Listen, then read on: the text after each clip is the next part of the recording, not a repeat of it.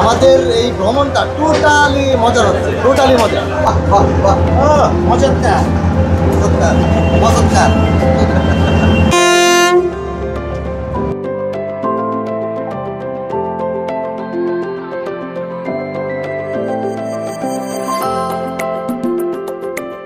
আর এখান থেকে দেখতে পাচ্ছি সমুদ্রের যে ঢেউ সেগুলো দেখতে পাওয়া যাচ্ছে, আপনাদেরকেও দেখাচ্ছি।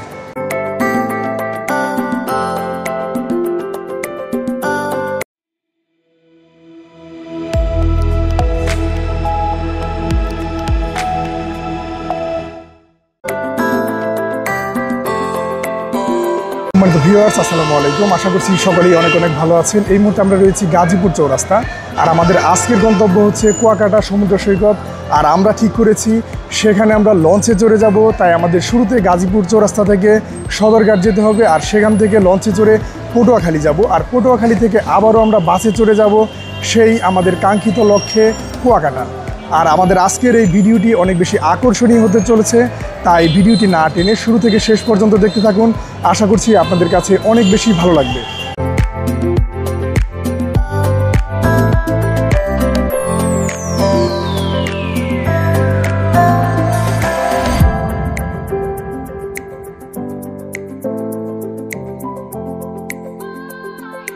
ভিউয়ার্স, আমাদেরকে সদরঘাট যাওয়ার জন্য শুরুতেই গাজীপুর চৌরাস্তা থেকে একটি প্রাইভেট কার ভাড়া করতে হয়েছে সদরঘাট পর্যন্ত যেতে। আর এই প্রাইভেট কারের ভাড়া নিয়েছে মাত্র 1500 টাকা। আর আজ প্রচণ্ড গরম, তাই আমাদেরকে একটু রিল্যাক্সে যেতে হবে, এই জন্য প্রাইভেট কার নিয়ে নিয়েছি।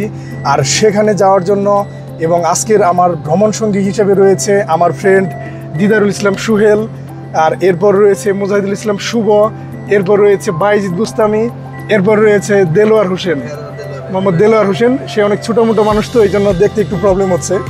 যাই হোক, আশা করছি আমাদের আজকের এই ভিডিওটি অনেক বেশি আনন্দদায়ক হবে।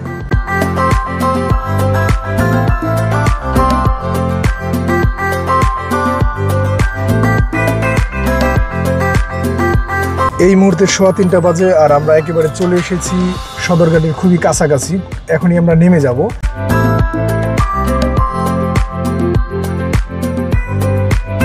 একেবারে সদরঘাট যে লঞ্চ ঘাট রয়েছে তার সামনে চলে এসেছি। আর আমরা এখান থেকে, যেহেতু দুপুরে এখনো পর্যন্ত খাওয়া দাওয়া করিনি, তাই আমরা দুপুরের খাবার খেয়ে একেবারে লঞ্চে উঠে পড়ব।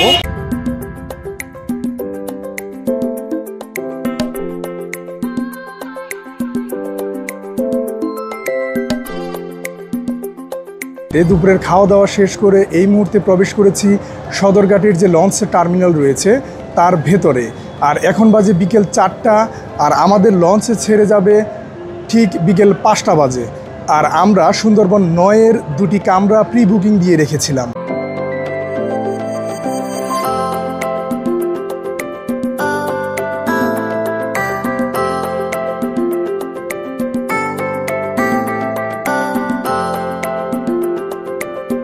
আমাদের যে লঞ্চের টিকিট কেটেছি, মানে কেবিন বুকিং দিয়েছি সুন্দরবন 9, সেই লঞ্চটি খোঁজ করছি এবং সেটাতে এখন উঠে যাব, যেহেতু 5টার টাইম দেওয়া রয়েছে।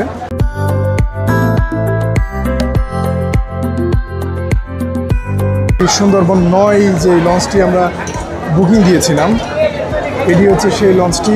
আর এর ভিতরে 2টি কামরা আমরা বুকিং দিয়েছি। আর এছাড়াও সুন্দরবন 14 যেটি ছিল সেটি অনেক ভালো ছিল, এর চাইতে আবার অনেক বেশি লাক্সারিয়াস আর চমৎকার। এখন আমরা এই লঞ্চটিতে উঠে যাব।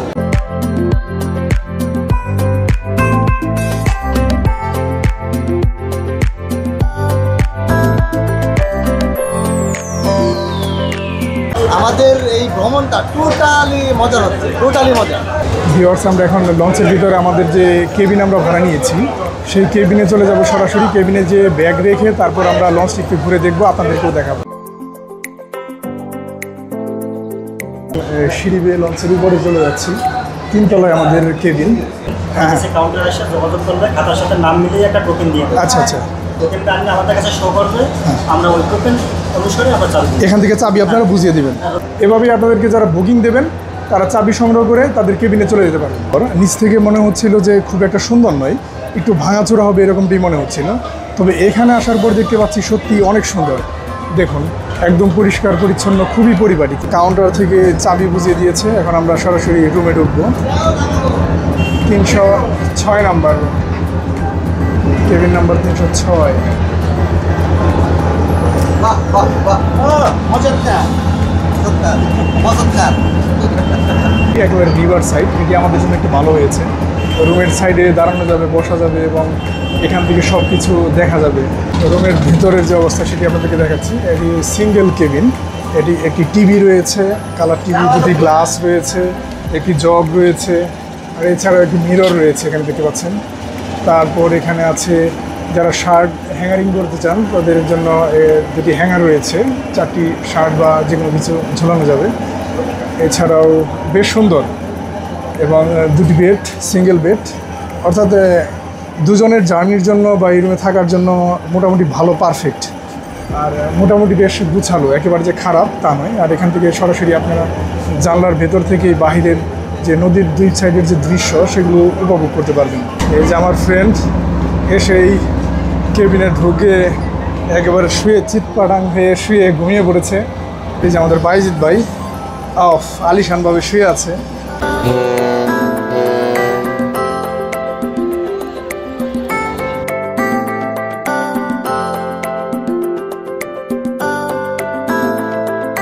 প্রত্যেকেই যে কামরা নিয়ে যায় এরকম না, কেবিন নেওয়ার সামর্থ্য সকলের থাকে না। যাদের আর্থিকভাবে একটু সচ্ছলতা রয়েছে তারাই শুধুমাত্র কেবিন নিয়ে যাতায়াত করেন, অথবা শৌখিন লোকজন। এছাড়াও যারা বরিশালগামী অথবা বিভিন্ন অঞ্চলে যারা যান লঞ্চে চড়ে, তারা কিন্তু লঞ্চের যে বেশ কয়েকটি ফ্লোর রয়েছে, এই ফ্লোরে তারা বিভিন্ন কাপড়, পাটিয়ন, চাদর এসব বিছিয়ে তারা যাতায়াত করে থাকেন।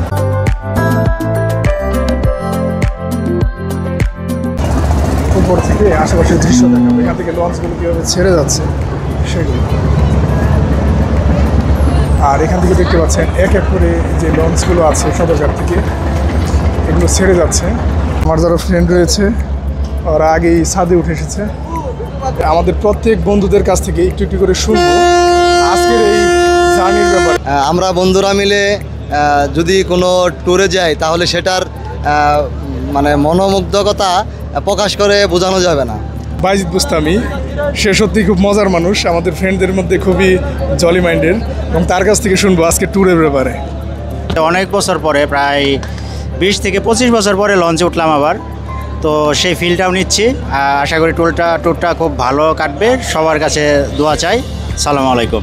মুজাহিদুল ইসলাম শুভ। আমি এই জীবনে প্রথমেই এত বড় লঞ্চ ট্রিপে অ্যাটেন্ড করলাম, তো ভালো লাগতেছে টোটালি। আসলে জেলার যেটা বললো টোটালি মনোমুগ্ধকর। দিদারুল ইসলাম সোহেলের সাথে আপনারা ইতিপূর্বে আমার অনেক ভিডিও দেখেছেন হয়তো, এবং আমরা একসাথে অনেকগুলো ট্যুর দিয়েছি এবং আমরা অনেক অনেক মজা করেছি। ফ্রেন্ড সার্কেলটা মিলে যাইতেছি, সব মিলিয়ে অসাধারণ একটা ট্যুর হবে ইনশাল্লাহ, আপনারা সবাই দেখবেন। লঞ্চে পটুয়াখালীর এক ছোট ভাইয়ের সাথে দেখা হলো। মানে পরিবেশটা অনেক সুন্দর, তারপরে অনেক বিভিন্ন স্পেস আছে ঘোরার মতো, বৌদ্ধ মন্দির আছে ওখানে, তারপর ওই যে একটা ভাঙা নৌকা আছে একটা অনেক বড় পুরনো, ওইগুলো দেখছি। তারপরে আরও অনেক ঘোরা মানে জায়গা আছে, ওখানে গেলে আপনারা দেখতে পারবেন। একেবারে প্রায় 6:30 বেজে গিয়েছে, আর এখনই লঞ্চ এই ঘাট থেকে ছেড়ে যাবে পটুয়াখালীর উদ্দেশ্যে।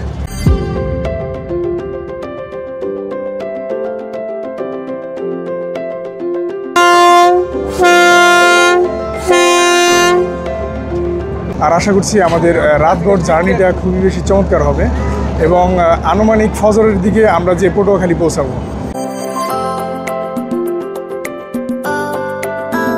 লঞ্চ ছাড়ার সঙ্গে সঙ্গে একটা শীতল বাতাস আমাদের গায়ে এসে লাগছে, আর মনে হচ্ছে সত্যি আজকের জার্নিটা অনেক বেশি আরামদায়ক হতে চলেছে।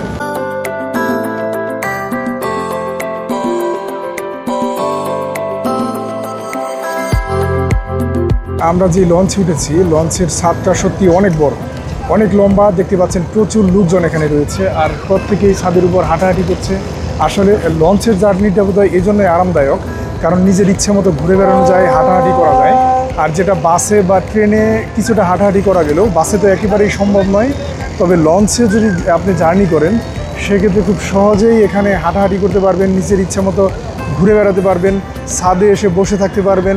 একেবারে সত্যি খোলা মাঠের মতো একটি জায়গা, কোনো শব্দ দূষণ নেই, পলিউশন নেই, সত্যি অনেক ভালো। লঞ্চের এমন একটি জায়গায় দাঁড়িয়ে আছি, এখান থেকে মনে হচ্ছে একেবারে টাইটানিক জাহাজের সামনে আছি।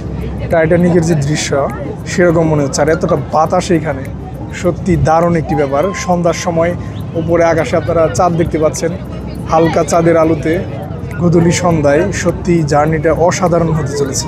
সবাই মোবাইল নিয়ে ব্যস্ত সময় কাটানোর জন্য। এখন রুমের ভিতরে আছি, একটু পরে আমরা ছাদে চলে যাবো, ছাদে উঠে সময় পার করবো, আর ছাদে খুব ভালো ছাদে ঠান্ডা। খাবারের কী কী মেনু রয়েছে আর সেগুলোর প্রাইস কীরকম? ইলিশ মাছ হলো 250 টাকা, পোয়া মাছ 200 টাকা পিস, আর আপনার মুরগি হলো 180 টাকা সোনালি। সোনালি 180 টাকা। ভাত একজনের 40, ডাল একজনের 40। যারা খাবার সার্ভ করেন তাদের সাথে আমরা কথা বলে খাবার অর্ডার করেছি, আর আমার ফ্রেন্ড সুহেল এবং সে খাবারের অর্ডার দিয়েছে এবং কোন কোন আইটেমের অর্ডার দিয়েছে তার কাছ থেকে আমরা এখন জেনে নেব। আমরা আজকে রাতে খাবারের জন্য অর্ডার করেছি সাদা ভাত, ডাল চচ্চড়ি, ইলিশ মাছ, ডাল। এগুলা ইনশাল্লাহ আধা ঘন্টার ভিতরে খাবার চলে আসবে, তখন আপনারা দেখতে পারবেন যে আমরা কী কী খাবার আরও অর্ডার করেছি ইনশাল্লাহ।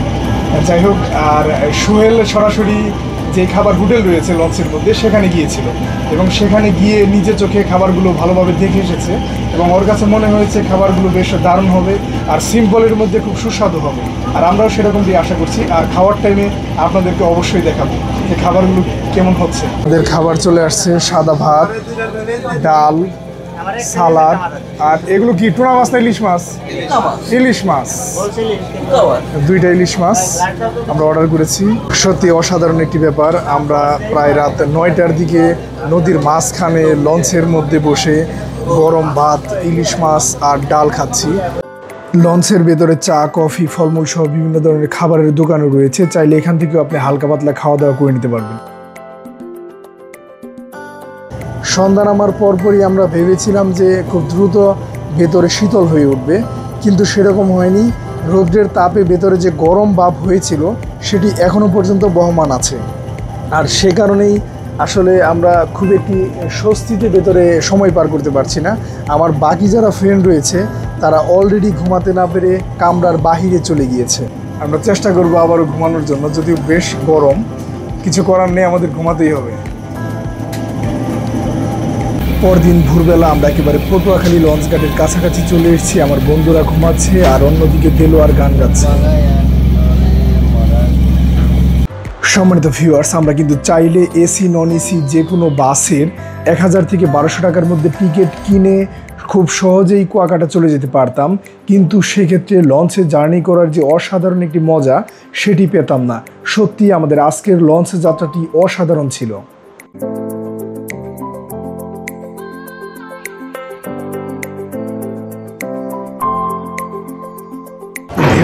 অবশেষে সকাল 5টা বাজে আমাদের লঞ্চটি পটুয়াখালী লঞ্চ ঘাটে এসে পৌঁছেছে। প্রায় 10 ঘন্টার মতো সময় লেগেছে এখানে আসতে, আর যাত্রাটি বেশ ভালো ছিল। তবে লঞ্চের যে সাউন্ড, বালিশে মাথা ঠেকালে যে একটা শব্দ হয়, এই শব্দের সাথে আমরা কেউ অভ্যস্ত না, যার কারণে আমাদের ঘুমাতে একটু অসুবিধা হয়েছে। এছাড়া সব কিছু ঠিকই ছিল। টিকিটগুলো বুঝিয়ে দিয়ে তারপর এখান থেকে লঞ্চের বাইরে নেমে যাবো। অবশেষে আমরা পটুয়াখালী লঞ্চ ঘাটে পা ফেলছি। আমরা প্রথমে কুয়াকাটা যাওয়ার জন্য যে বাস স্ট্যান্ড রয়েছে সেখানে যাব, আর সেখান থেকে বাসে চড়ে সরাসরি কুয়াকাটা চলে যাব।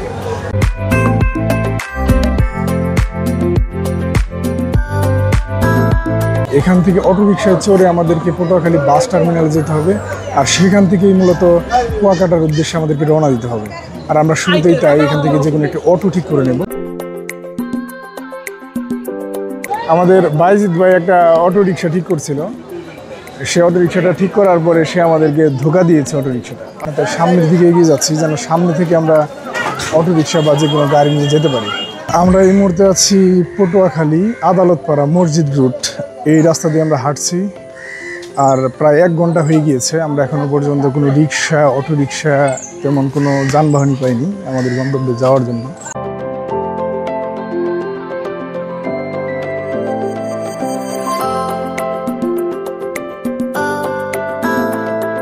ভিউয়ার্স, আমরা পটুয়াখালী লঞ্চঘাট থেকে হাঁটতে হাঁটতে একেবারে পুলিশ সুপারের যে কার্যালয় রয়েছে এর সামনে চলে এসেছি, কিন্তু এখনও পর্যন্ত আমরা কোনো রিক্সা, অটো রিক্সা সেরকম কোনো কিছুই পাইনি যাওয়ার জন্য। তাই আমাদের বাধ্য হয়ে পায়ে হেঁটেই যেতে হচ্ছে। আর আমাদের যে বাকি 3 জন ফ্রেন্ড রয়েছে, সোহেল, দেলোয়ার, বাইজিৎ, ওরা বেশ টায়ার্ড হয়ে পড়েছিল। তাই ওদেরকে একটি রিক্সা পাওয়া গিয়েছে, অটো রিক্সা। সেই রিক্সাতে আমরা উঠিয়ে দিয়েছি, আর আমি এবং সোহেল আমরা দুইজনে পায়ে হেঁটেই চলেছি। ওই দেখতে পাচ্ছেন সোহেল হেঁটে যাচ্ছে আমার সামনে। আর আমরা যে জায়গাটা দিয়ে যাচ্ছি এই জায়গাটা সত্যি অনেক সুন্দর। আমরা প্রায় 1.5 কিলোমিটার অধিক হেঁটে তারপর আমরা এখানে সার্কিট হাউসের এখানে যে পুলিশ লাইন্সের এখানে 4 রাস্তা রয়েছে, চৌরাস্তা, এই পর্যন্ত এসেছি। আর এরপরে আমরা রিক্সা পেয়েছি।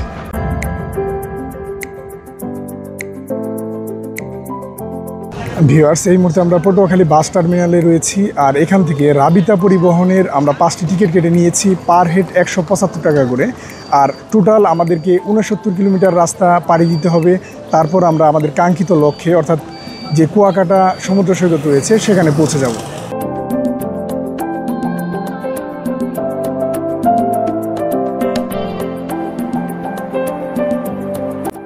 পটুয়াখালী থেকে রাস্তার দুপাশের অসাধারণ সৌন্দর্য উপভোগ করতে করতে আমরা একেবারেই কুয়াকাটার কাছাকাছি চলে এসেছি।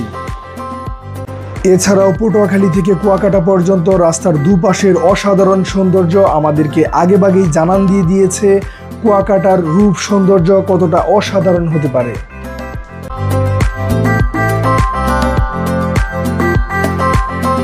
ভিউয়ার্স, এই মুহূর্তে বাজে বেলা ঠিক 9:30, আর আমরা দীর্ঘ 2.5 ঘন্টা সময় জার্নি করে একেবারে আমাদের গন্তব্যের খুব কাছাকাছি চলে এসেছি। এখন আমরা কুয়াকাটা যে বাস স্ট্যান্ড রয়েছে সেখানে চলে এসেছি। এখান থেকে আবার আমরা অটো নিয়েছি, এই অটো রিক্সায় চড়ে একেবারে সি বিচের কাছাকাছি যে হোটেল রুমগুলো রয়েছে সেখানে চলে যাব।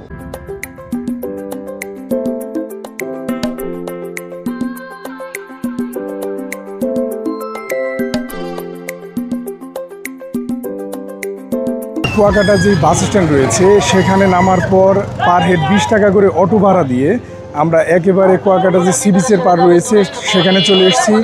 আর আমাদের সময় লেগেছে মাত্র 10 থেকে 12 মিনিটের মতো।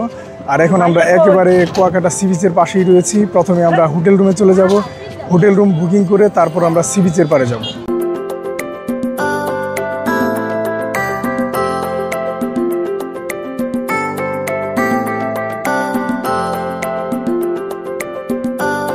ওইটাতে এসি আছে, বেলকনিও আছে, বুঝতে পারছি। এইটার মধ্যে এইটার ডিফারেন্স। আর এই সিটগুলো কি এইরকম সেম না?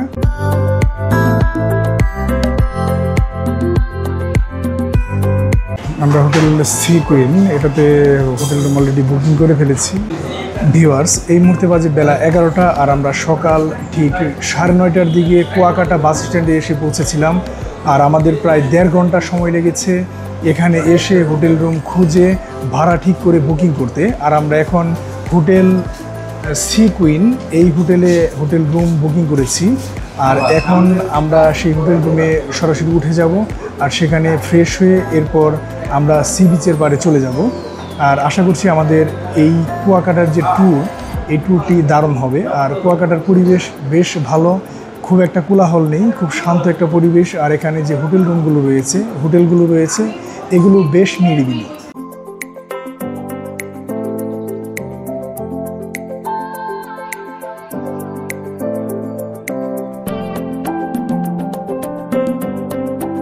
আমাদের হোটেলের একেবারে কাছাকাছি সি গার্ল রেস্টুরেন্ট রয়েছে। রেস্টুরেন্টটি বেশ ভালো মানের। আর আমরা এখানে দুপুরের খাওয়া দাওয়া করে নেব, তারপর সকলে মিলে হোটেল রুমে যে রিল্যাক্সে ঘুমাবো, আর তারপর আমরা সমুদ্র দেখতে বের হব। পার হেড 350 টাকায় আমরা রূপচাঁদা মাছ, সবজি, ডাল আর সাদা ভাতের অর্ডার করেছি।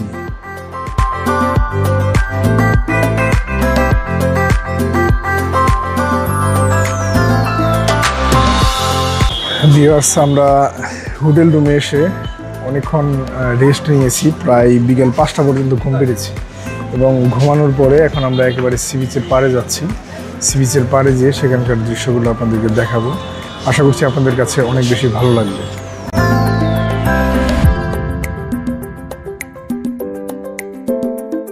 হোটেল সি কুইন সেটি দেখা যাচ্ছে। আর এখান থেকে আপনারা দেখতে পাচ্ছেন সি বিচের পাড় একেবারেই কাছে, এই যে তাল গাছগুলো দেখতে পাচ্ছেন, এরপরেই হচ্ছে সেই সমুদ্র সৈকত এবং অনেকটাই কাছাকাছি। এখন আমরা হেঁটে হেঁটে সেখানে যাব, আর সমুদ্রের পাশের যে দৃশ্য সেগুলো আপনাদেরকে দেখাবো।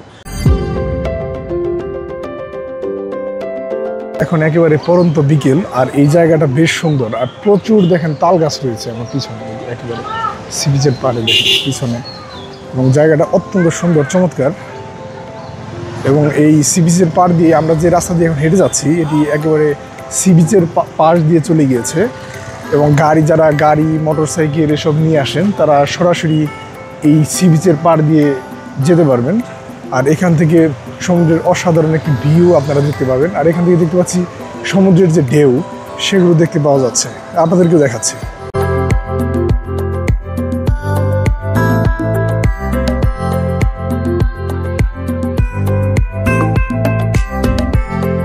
আর আমরা আজ ঠিক করেছি কুয়াকাটা যে সমুদ্র সৈকত রয়েছে এটি শুধু আমরা আজ ঘুরে ঘুরে দেখব, তারপর আগামীকাল ঠিক করবো যে কোন দিকে যাওয়া যায় আর কি করা যায়। আর আজকে শুধু এখানকার পরিবেশটি বোঝার চেষ্টা করব। এখানে আপনারা দেখতে পাচ্ছেন অনেকটা ইনানি বিচে যেরকম যে প্রবাল, বিভিন্ন ধরনের প্রবাল পড়ে আছে, পড়ে যেমন উঁচু নিচু হয়ে আছে, কিছুক্ষণ পরপর জোয়ার ভাটা এসে যেমন প্রবালগুলো ডুবে যাচ্ছে, সেরকম হচ্ছে এখানেও। তবে এগুলো প্রবাল নয়, এগুলো হচ্ছে যে কাপড়ের ব্যাগ ব্যবহার করা হয়েছে ভাঙন রোধ করার জন্য, সেগুলো।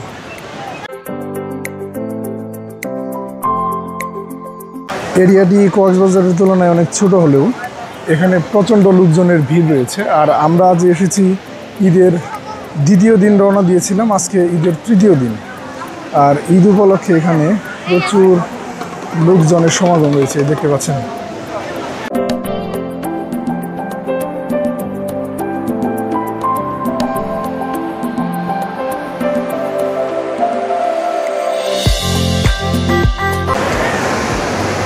আমি এই মুহূর্তে যেখান দিয়ে হেঁটে যাচ্ছি এখানে প্রচণ্ড সিমেন্টের যে বাঁধ অথবা যে কোনো কিছু নির্মাণ করা ছিল এখানে, সেগুলো ভেঙে চুরে একেবারে পড়ে আছে, জায়গাটা উঁচু নিচু এবড়ো হয়ে আছে। তবে এগুলোই প্রবালের মতোই মনে হচ্ছে। আর এখানে লোকজন বসে তাদের সময় কাটাচ্ছে। আর কক্সবাজারে যেরকম দিয়ে আপনারা সি বিচের পাড় দিয়ে দৌড়ে হেঁটে বেড়ান, এই জায়গাটি মোটেও তেমন নয়, সম্পূর্ণই তার ব্যতিক্রম। একেবারেই এবড়ো, বস্তা আর বস্তা, এই দেখতে পাচ্ছেন। দেখুন সেরা যে ব্যাগ রয়েছে কাপড়ের, যেগুলোর ভিতরে বালু ভরাট করে ভাঙন রোধ করার জন্য ফেলা হয়, সেগুলো। তবে আপনারা যখন একেবারে পশ্চিম দিকে চলে আসবেন, এদিকে আবার জায়গাটা বেশ সমতল, অনেকটা এই কক্সবাজারের মতো এই বালু পড়ে থাকলে যেরকম থাকে, সমতল থাকে, অনায়াসে দৌড়াদৌড়ি হাঁটাহাঁটি করা যায় সেরকম। কিন্তু এখানে একেবারে দেখুন আপনারা বেলে দোআঁশ মাটি, মানে শুধু যে কক্সবাজারের মতো বালি আছে সেরকম না। আর যার জন্য একটু কাদা কাদা ভাব রয়েছে, আর পানিও বেশ ঘোলাটে।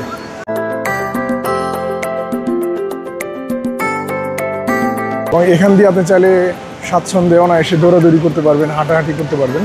তবে গোসল করার জন্য ওই পাশে যে ব্যাগ ফেলা যে জায়গাগুলো আছে তার চাইতে এখানে অনেকটা ভালো, কারণ জায়গাটা সমতল রয়েছে, আপনার পড়ে যাওয়ার, আছাড় খাওয়ার এই ধরনের কোনো ভয় থাকে না।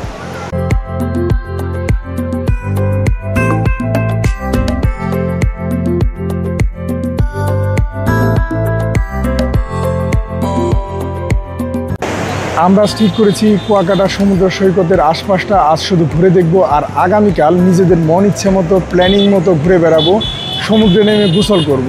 তবে তার আগে আমাদের এখানকার পরিবেশটা বোঝা প্রয়োজন, আর সেজন্যই আজ আমরা এখানে চলে এসেছি। আর অন্য কোনো প্ল্যানিং আজকে আপাতত আমাদের নেই। সম্মানিত ভিউয়ার্স, আমাদের আজকের এই ভিডিওটি শেষ পর্যন্ত দেখার জন্য অনেক ধন্যবাদ। ভালো থাকবেন। আসসালামু আলাইকুম।